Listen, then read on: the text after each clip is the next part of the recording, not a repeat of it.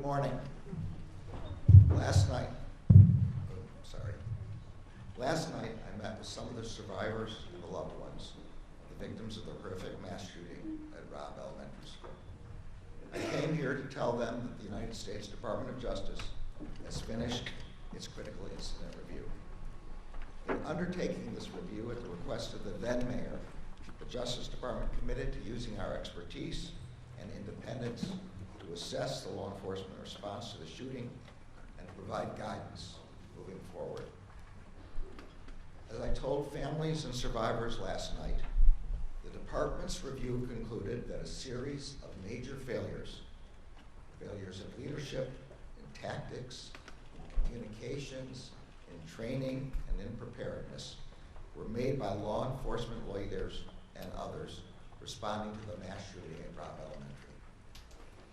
As a result, 33 students and 3 of their teachers, many of whom had been shot, were trapped in a room with an active shooter for over an hour as law enforcement officials remained outside.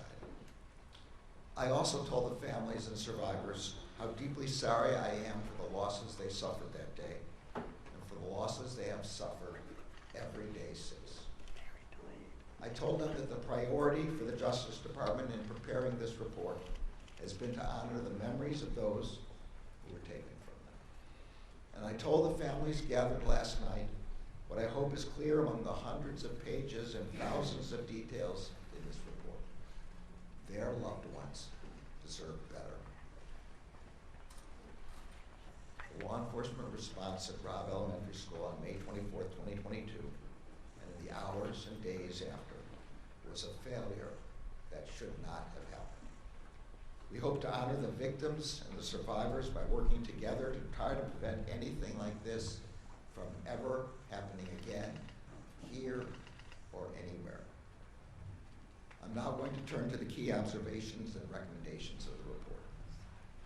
On May 24th, 2022 at 11:33 a.m., an active shooter wearing body armor and equipped with a high-power AR-15 rifle entered Robb Elementary School and began shooting into classrooms 111 and 112, which shared a connecting door. Within minutes, 11 law enforcement officers from the Uvalde Consolidated Independent School District and the Uvalde Police Department arrived inside the school. Hearing continued gunfire, 5 officers immediately advanced toward classrooms 111 and 112. Within seconds, shots were fired from inside the classroom. Shrapnel hit 2 officers, and all responders retreated to cover. A single officer then made additional attempts to approach the classrooms, but after 11:40 a.m., no more attempts to enter the rooms were made until 12:48 p.m., more than an hour later. As a consequence of failed leadership, training, and policies, injured and scared students and teachers remained trapped with the subject in the classrooms, waiting to be rescued.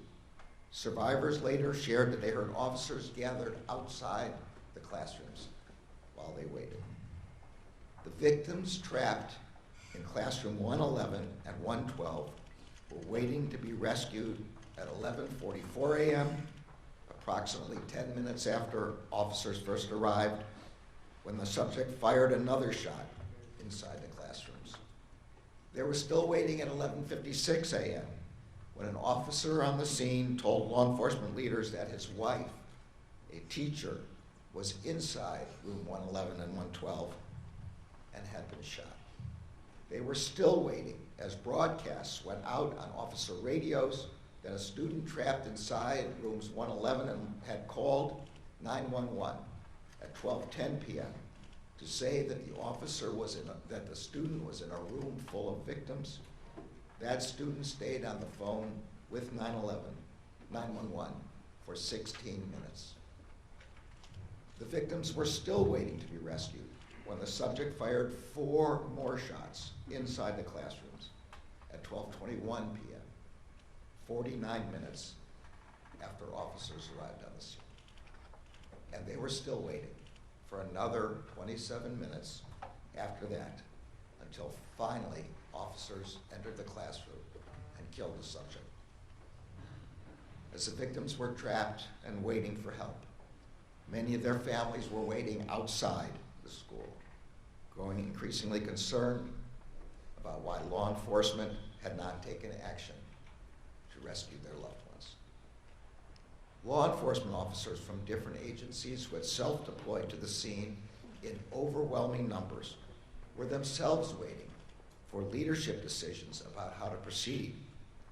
Many officers reported that they did not know who, if anyone, was in charge, what they should do, or the status of the incident. Some officers were confused about why there was no attempt to confront the active shooter and rescue the children. Some officers believed the subject had already been killed, or that law enforcement was in the room with the shooter. 75 minutes after the first officers arrived on scene, officers finally entered room 111. The subject engaged the entry team with gunfire, and the officers responded with fire. 77 minutes after the first officers arrived on the scene, and after 45 rounds had been fired by the active shooter, the shooter was killed.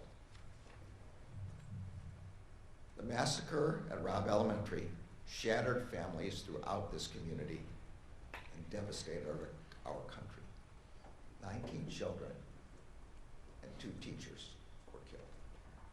And untold numbers of students, teachers, and law enforcement officers were injured. The law enforcement response to the mass shooting at Robb Elementary was a failure.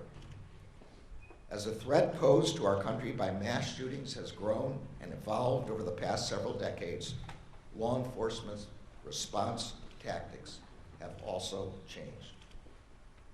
The massacre at Columbine High School 25 years ago, and the 47 minutes it took for law enforcement to enter that high school, marked a major shift in how law enforcement leaders think about responding to mass shootings. It is now widely understood by law enforcement agencies across the country that in active shooter incidents, time is not on the side of law enforcement. Every second counts. And the priority of law enforcement must be to immediately enter the room and stop the shooter with whatever weapons and tools officers have with them. That is the approach responding officers first employed when they arrived at Robb Elementary School. But within minutes of arriving inside the school, officials on scene transitioned from treating the scene as an active shooter situation to treating the shooter as a barricaded subject. This was the most significant failure. That failure meant that law enforcement officials prioritized the protracted evacuation of students and teachers in other classrooms instead of immediately rescuing the victims trapped with the active shooter. It meant that officials spent time trying to negotiate with the subject instead of entering the room and confronting him. It meant that officials asked for and waited for additional responders and equipment instead of following generally accepted active shooter practice and moving toward the shooter with the resources they had. It meant waiting for a set of keys to open the classroom door, which the report concludes was likely unlocked anyway. And it meant that the victims remained trapped with the shooter for more than an hour after the first officers arrived on scene. There were also other failures in leadership, command, and coordination. None of the law enforcement leaders at the scene established an incident command structure to provide timely direction, control, and coordination among the enormous number of responders who arrived on scene.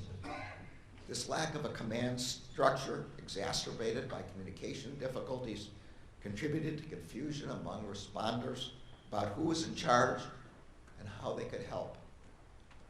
These failures may also have been influenced by policy and training deficiencies at responding law enforcement agencies.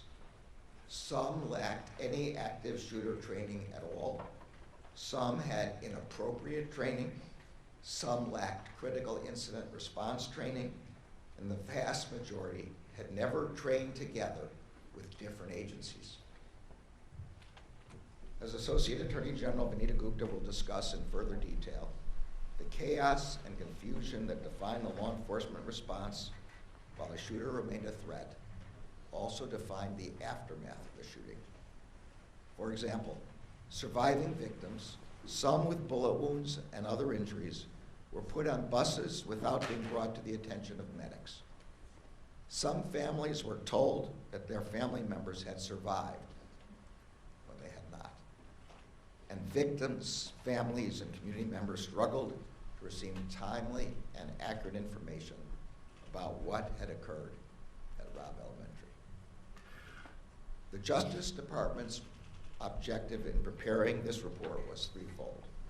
First, to honor the victims, the survivors, and their loved ones.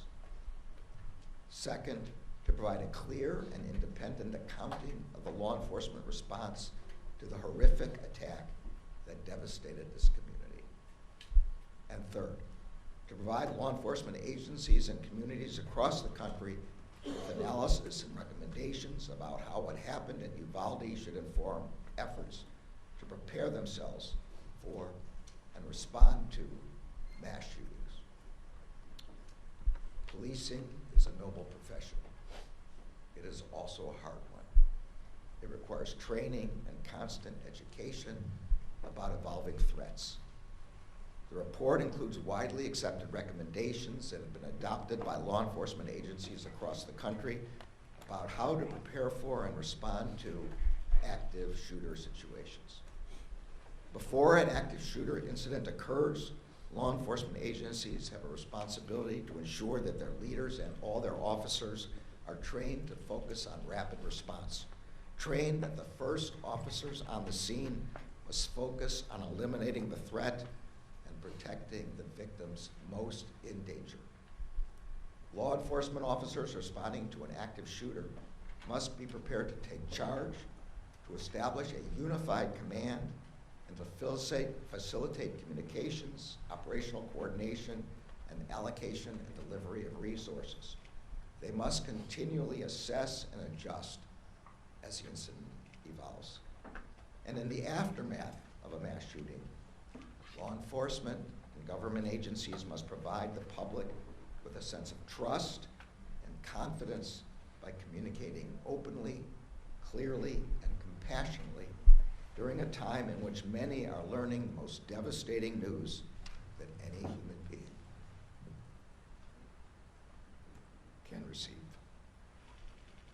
The victims and survivors of the mass shooting at Robb Elementary on May 24th, 2022 deserve better. First and foremost, the 19 children and their 2 teachers who were stolen from their loved ones should be here today. They never should have been targeted by a mass shooter. We must never forget the shooter's heinous act that day. And the victims and survivors should never have been trapped with that shooter for more than an hour as they waited for their rescue. The families of the victims and survivors deserve more than incomplete, inaccurate, and conflicting communications about the status of their loved ones. This community deserved more than misinformation from officials during and after the attack. Responding officers here in Uvalde, who also lost loved ones and who still bear the emotional scars of that day, deserve the kind of leadership and training that would have prepared them to do the work that was required. Our children deserve better than to grow up in a country where an 18-year-old has easy access to a weapon that belongs on the battlefield, not in a classroom. And communities across the country and the law enforcement officers who protect them deserve better than to be forced to respond to one horrific mass shooting after another. But that is the terrible reality that we face. And so it is a reality that every law enforcement agency in every community across the country must be prepared for. No community and no law enforcement agency should have to face that threat alone. That is why we came to Uvalde, and that is why we are releasing this report.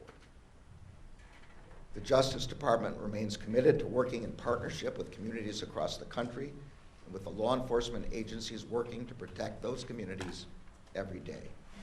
In particular, we stand ready to help communities and agencies prepared to respond to a terrible incident like the one that occurred here. We have concluded the department's review, but we know that the work of healing here in Uvalde